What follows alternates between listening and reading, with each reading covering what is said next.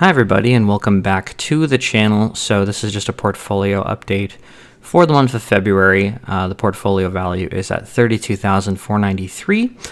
I have two accounts, the RRSP and the TFSA, but pretty much the entire update is going to be on the TFSA account. And I have to announce that I've sold out of 3 companies entirely. So without further ado, let's get into the ones I sold. So I sold 47 shares of Aritzia, 26 shares of Intel, and 4 shares of Tesla, and I've started a new position in Amazon. And inside my TFSA, the account value is at $30,622.93. We're up 1% on the month, and I'm going to get into why I sold out of the holdings that I did. So first things first, with Tesla, I think that it's a great company with a lot of things going for it, but the declining growth rate and I suspect the weakening economy is not going to lead Tesla to have a fantastic year, and I see more downside in the stock than upside at this time. Now that could change in the future, which is why I'm still including Tesla in my watch list, but as of now I think that it's too risky to hold, and that's part of the reason why I did sell it.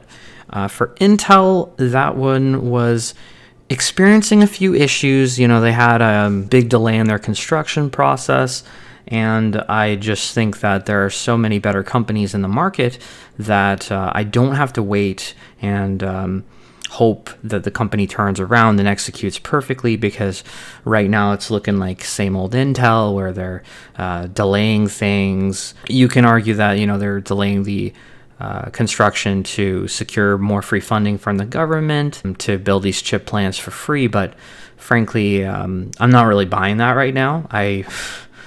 You can say that if you want, but that is going to delay the timeline of Intel, and I think that an investment in Amazon is actually a lot better, and I'll be getting into why, just because they're going to be making a lot of money from advertising, and that's a really fast growing segment for Amazon. So I bought 12 shares of Amazon right before earnings, and that did pay off because they had phenomenal earnings, good growth in their AWS and advertising business, and they do have a renewed focus in free cash flows. And this is a company I could see paying a dividend very soon, just because Meta recently announced that they're going to be starting to pay a dividend. And the other stock that I sold was Aritzia. So this one kind of shot up. I managed to sell it for almost what I paid for it. It was pretty close.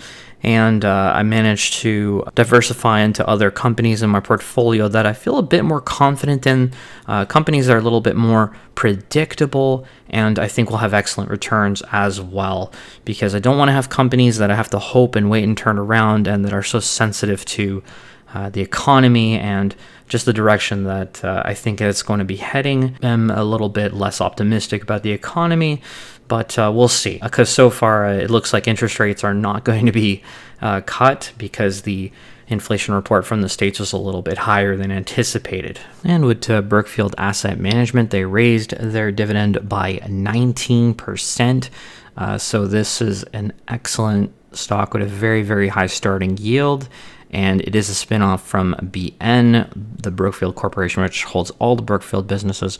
This one pays 90% of its profits to shareholders as a dividend. So to find a stock with like a almost 4% dividend yield and growing it at the rate that it's growing it at could mean that in 5 years' time you could have, you know, maybe an 8% yield or something very, very attractive, and a business that continually grows its profits. So fantastic. Very interesting for a dividend growth stock to have such a high rate, high starting dividend rate, and a very attractive growth rate. With BN, they also raised their dividend by 14%, which is amazing. I really love seeing that. And the Brookfield businesses had phenomenal earnings, so there's a bit less doubt in these companies, and they have shot up a little bit higher. With BNS, I bought one more share, going up to 42.5 shares of Scotiabank. And with CNR, they also announced a 7% dividend raise. So that's 3 dividend raises since my last update. So always nice to see The portfolio is going to be paying us more income, and that's all without investing any more additional money. So very nice to see. And they're going to be even more impactful the more and more money I invest and the longer I stick to this process. And with Dollarama, I purchased 4 more shares, so doubling my stake up to 8 shares of Dollarama. This is one of the reasons why I decided to sell the other holdings, because I think it's trading at a very, very fair price. I'm valuing the stock at about $110. Of course, do your own research. Don't buy it just because I'm buying it. You have to make that decision for yourself and see if it fits your investment goals, because let's be honest, I don't know you, I don't know your goals, I don't know how old you are, and I don't know what your level of risk tolerance is. So make sure you check that out before making any investment decision with your own hard-earned money. And with ENS, I bought 3 more shares of it, going up to 130 shares.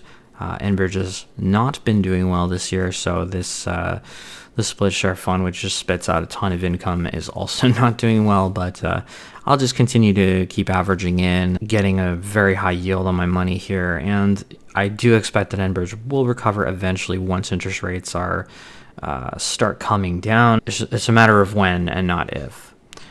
And with EQ Bank, I bought 9 more shares in this bank, so that's part of the reason why I did sell those other holdings of mine. So I decided to really focus on this position because it's trading at about 8 times forward earnings over the next 12 months, and the other banks are trading at similar valuations, but they're not growing at 20%. In fact, a lot of them are staying flat or expected to decline slightly, whereas EQ Bank is expected to grow 20%, and that's very attractive. They also are a very aggressive grower of their dividend.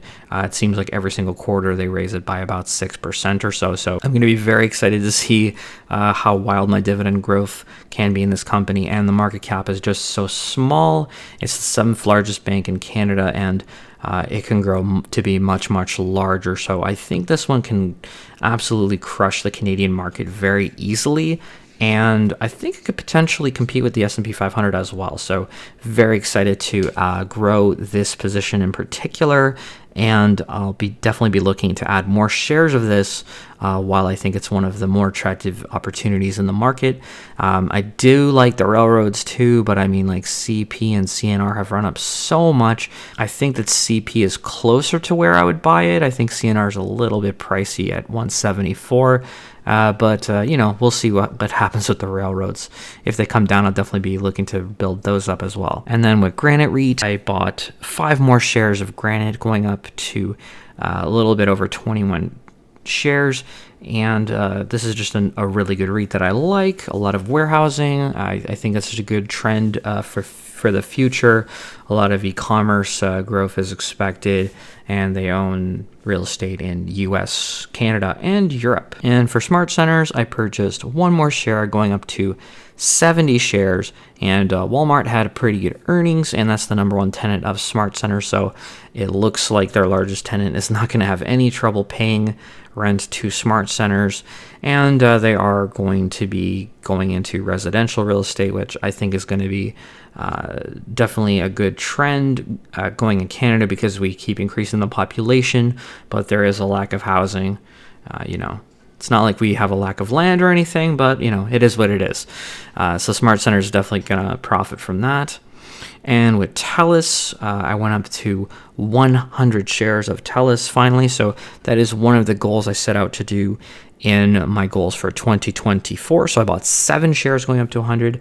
I think I'm going to just reinvest the dividends into TELUS at this moment, and I'm going to try to build my other positions like TD and Scotiabank to be able to have the dividend just buy additional shares for me while I focus on other investments that I think maybe have a bit more potential, but I'll have these backbones in my portfolio that just pay me great predictable income that continues to grow each and every year. And then with TD Bank, I purchased 0.6% of a share, because it's been in a little dip, and I like getting it below 80.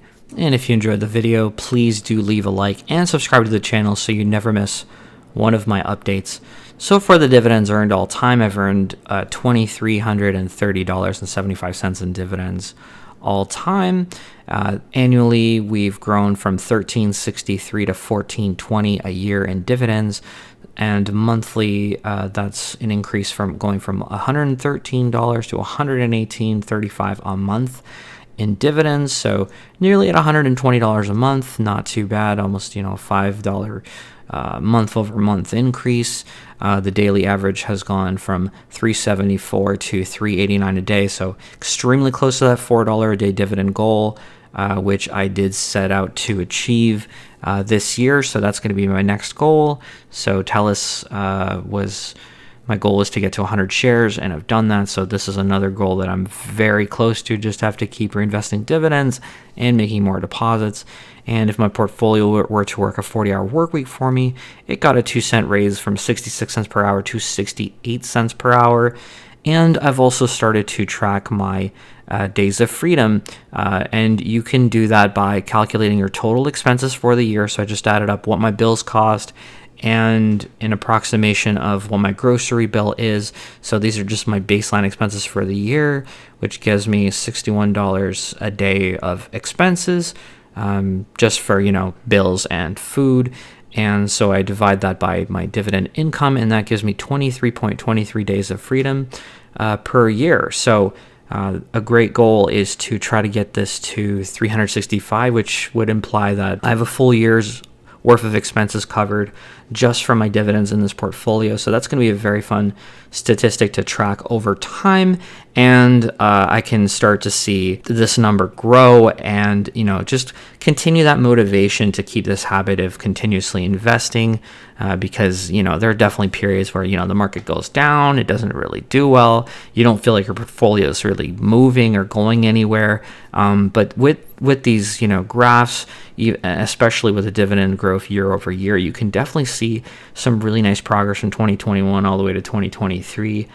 Basically 4x'd our income in the first 3 years since the first year.